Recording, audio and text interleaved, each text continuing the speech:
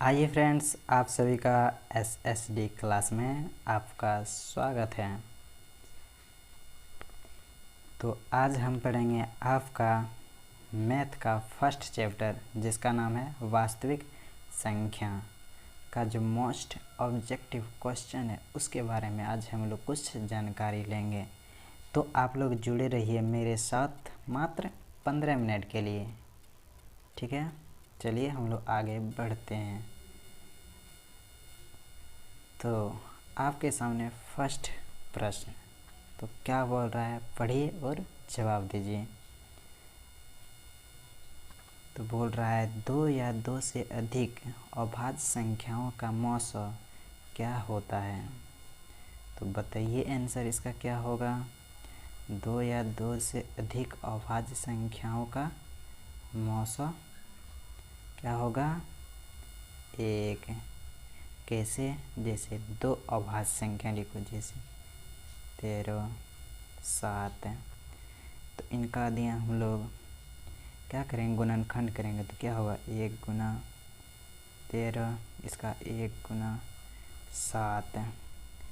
तो दोनों का मौसा क्या हो, कॉमन क्या है, जो कॉमन होता है वही तो मौसा होता है। दोनों में कॉमन क्या है 1, इसीलिए इनका मौसा क्या हो जाएगा 1। इसी तरह यदि आप चेक करना चाहते हैं तो और कई भी उदाहरण है तो आप ले सकते हैं, ठीक है। तो आपसे पूछ रहा है 2 या 2 से अधिक अभाज्य संख्याओं का मौसा क्या होगा। तो आपका आंसर होगा ए फॉर अहमदाबाद। चलिए हम लोग बढ़ते हैं नेक्स्ट प्रश्न की ओर। दूसरा प्रश्न बोल रहा आपके सामने कि 2 परिमेय संख्याओं के बीच कितनी परिमेय संख्याएं हो सकती हैं। 2 परिमेय संख्याओं के बीच कितनी परिमेय संख्या हो सकती है। आप लोग यदि पढ़ेंगे तो इसका आंसर आप लोगों के पास ज़रूर होगा। तो बताइए इनका आंसर क्या होगा। तो इसका आंसर होगा डी फॉर धन्यवाद, ठीक है। चलिए हम लोग नेक्स्ट प्रश्न की ओर बढ़ते हैं। तो आपका तीसरा प्रश्न बोल रहा है निम्नलिखित में से कौन अभाज्य संख्या है। तो आप लोग तो भली बात ही जानते हैं, वो अभाज्य संख्या उसे कहते हैं जो स्वयं एक और स्वयं के अलावा किसी और से भाग नहीं लगते हैं। तो इसमें कौन, यदि 8 की बात करें तो ये 2 से 4 से भाग लगता है, इसीलिए ये अभाज्य संख्या नहीं है। 9 की बात करें तो 3 से लगता है, ये भी अभाज्य संख्या नहीं है। 11 की बात करें ये 1 और 11 से लगता है, इसी कारण से ये सी फॉर चेन्नई मेरा हो गया मेरा आंसर। तो 3 नंबर का आंसर हो गया सी फॉर चेन्नई।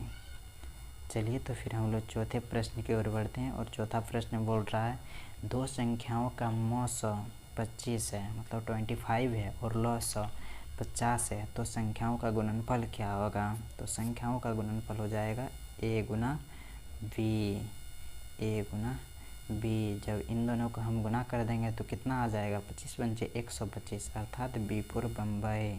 तो आपका आंसर हो जाएगा 1250। चलिए हम लोग बढ़ते हैं नेक्स्ट प्रश्न की ओर। आपका 5वां प्रश्न बोल रहा है निम्नलिखित में से कौन अभाज्य संख्या है। जल्दी से आंसर सोचो क्या होगा इसका आंसर। तो अभाज्य संख्या जो 1 के अतिरिक्त स्वयं से भाग लगता हो। तो 1 के अतिरिक्त स्वयं से, ये तो 1 के अतिरिक्त 3 से भी भाग लग रहा है, तो ये तो होगा नहीं, ये नहीं होगा। ये 1 के अतिरिक्त और 3, 4, 2 सबसे भाग लग रहा है, ये भी नहीं होगा। ये 1 के अतिरिक्त 5 से भाग रहा है, 3 से भाग रहा है, ये भी नहीं होगा। इसीलिए आपका 5 नंबर का आंसर हो जाएगा डी फॉर धन्यवाद, ठीक है। चलिए हम लोग नेक्स्ट प्रश्न की ओर बढ़ते हैं। और आपका प्रश्न आपके सामने है। तो ये बोल रहा है निम्न में से कौन अपरिमेय संख्या नहीं है, मतलब परिमेय संख्या इनमें से कौन है। तो परिमेय संख्या इनमें से कौन है।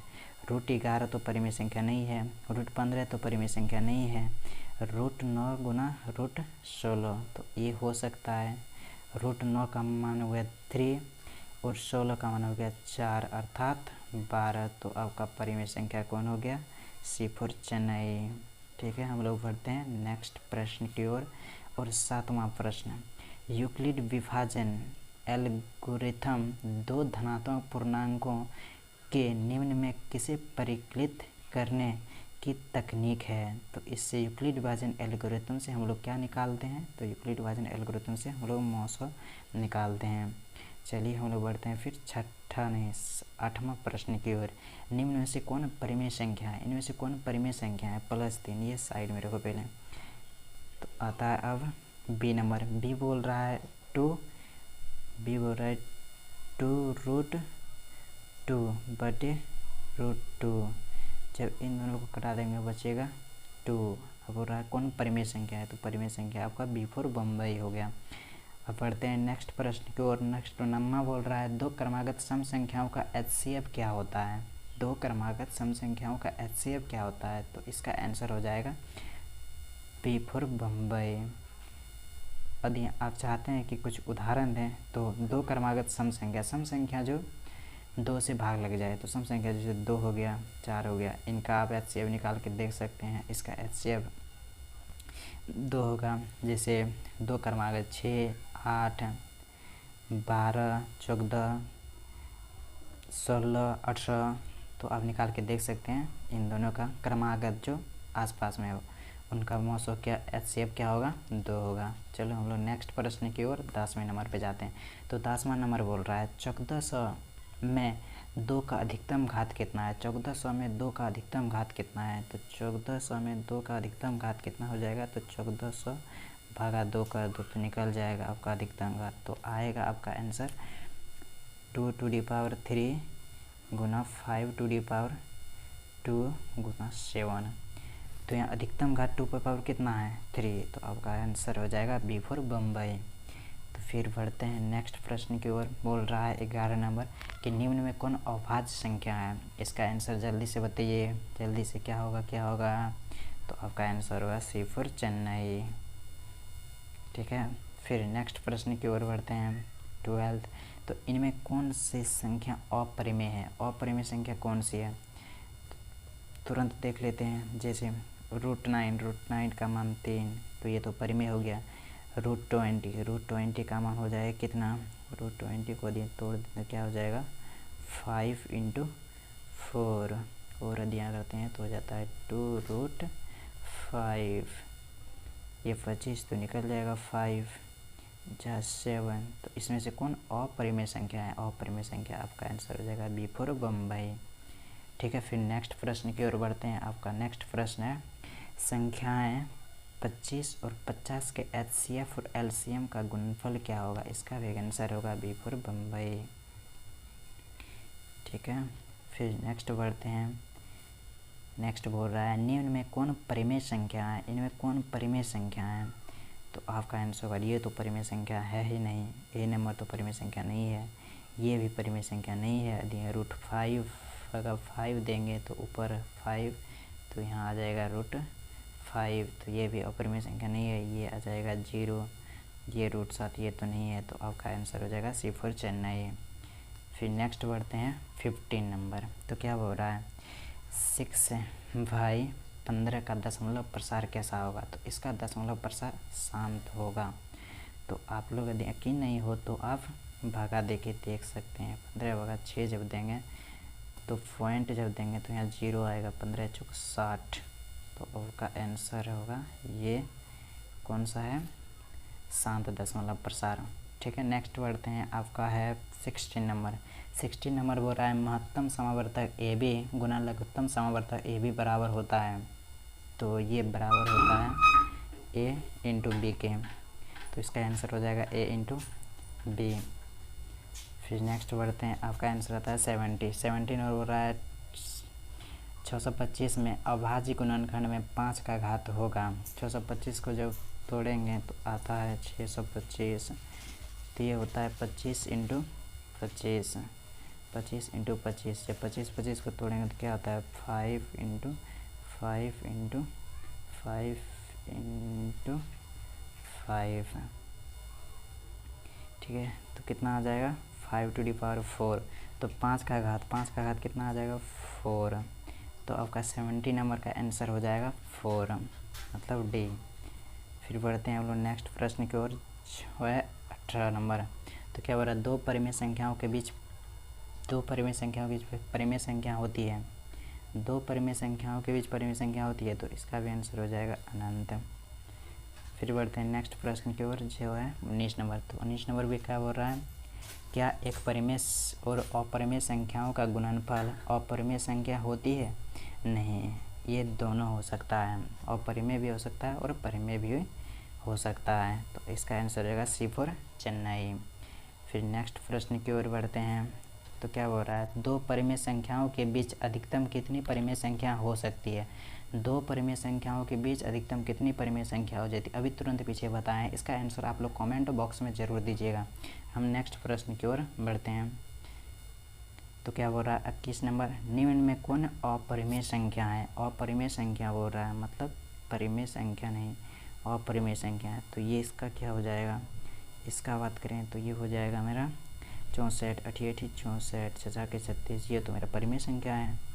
इसका हो जाएगा 9, ये भी परिमेय संख्या है। बाबा ये तो परिमेय संख्या नहीं है, ये अपरिमेय संख्या है। तो आपका 21 का आंसर हो जाएगा सी फॉर चेन्नई। ठीक है, नेक्स्ट बढ़ते हैं।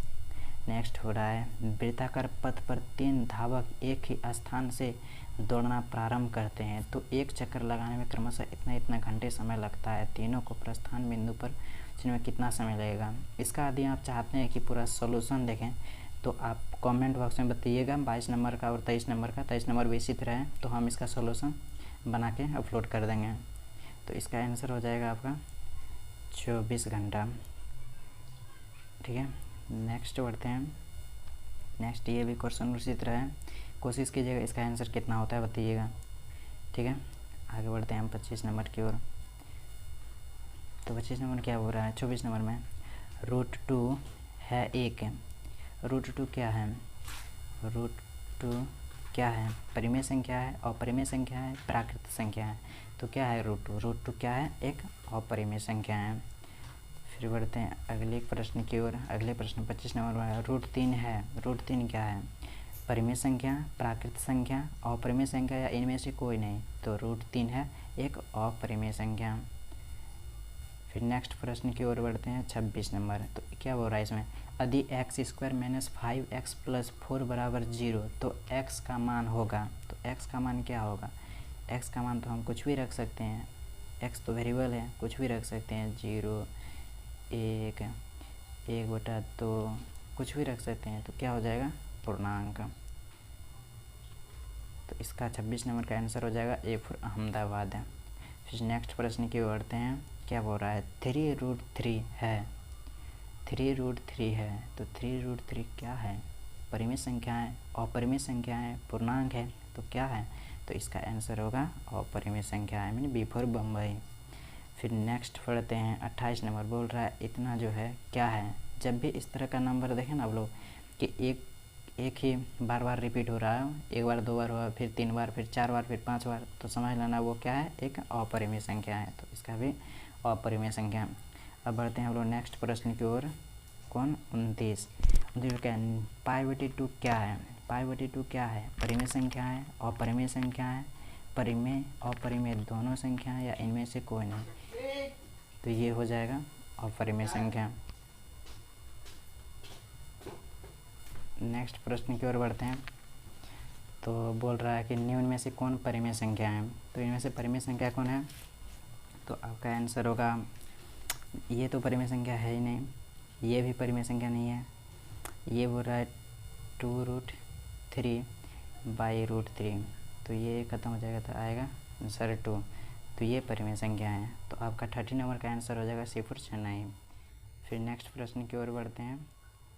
ठीक है, अब तो ख़त्म हो गया। तो यदि आपको वीडियो अच्छा लगा हो तो लाइक कीजिएगा, शेयर कीजिएगा और सब्सक्राइब करके सपोर्ट भी कीजिएगा। Thank you, bye bye.